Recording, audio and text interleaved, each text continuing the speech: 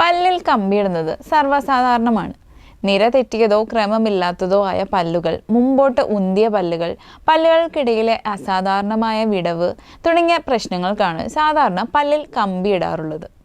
പല്ലിൽ കമ്പിയിട്ടവർ പലപ്പോഴും അനുഭവിക്കുന്ന ഒരു പ്രശ്നമാണ് ചില ഭക്ഷണങ്ങൾ കഴിക്കുമ്പോൾ ബുദ്ധിമുട്ട് അനുഭവപ്പെടുന്നത്.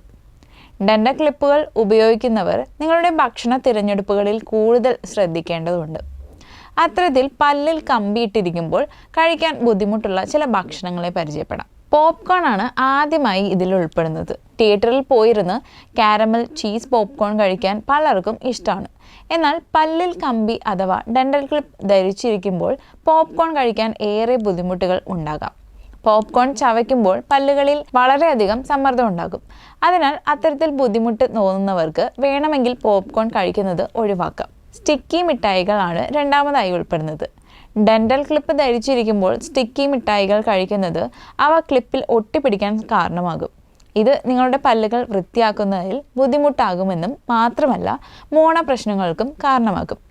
അതിനാൽ തൽക്കാലം ഇത്തരം മിഠായികളോട് നോ പറയാം. ചിപ്സ് ആണ് അടുത്തതായി ഇതിൽ ഉൾപ്പെടുന്നത്. ചിപ്സ് വളരെ ക്രഞ്ചി ആയതിനാൽ ഇവ ഡെന്റൽ ക്ലിപ്പ് ധരിച്ചിരിക്കുന്നവർ കഴിക്കാതിരിക്കുന്നതാണ് ഏറെ നല്ലത്. പല്ലുകൾക്കിടയിൽ ഇവ കയറാനും സാധ്യതയുണ്ട്. ശരിയായി അത് വൃത്തിയാക്കിയില്ലെങ്കിൽ മോണസംബന്ധമായ മറ്റ് പ്രശ്നങ്ങൾക്കും കാരണമാകും. ചോളമാണ് നാലാമതായി ഇതിൽ ഉൾപ്പെടുന്നത്. നല്ല രുചിയേറിയ ഭക്ഷണമാണ് ചോളം എന്നതിൽ സംശയമില്ല.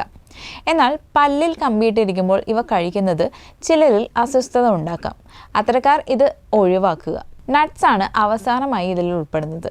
ദിവസവും നട്ട്സ് കഴിക്കുന്നതിൻ്റെ ഗുണങ്ങൾ നമുക്ക് എല്ലാവർക്കും അറിയാം. അവ പോഷകങ്ങളുടെ ഉറവിടമാണെങ്കിലും പല്ലിൽ കമ്പിയിട്ടിരിക്കുമ്പോൾ ഇവ കഴിക്കാൻ ചിലർക്ക് ബുദ്ധിമുട്ടുണ്ടാവും. അത്തരക്കാർക്ക് വേണമെങ്കിൽ നട്ട്സ് തൽക്കാലം കഴിക്കാതിരിക്കാം.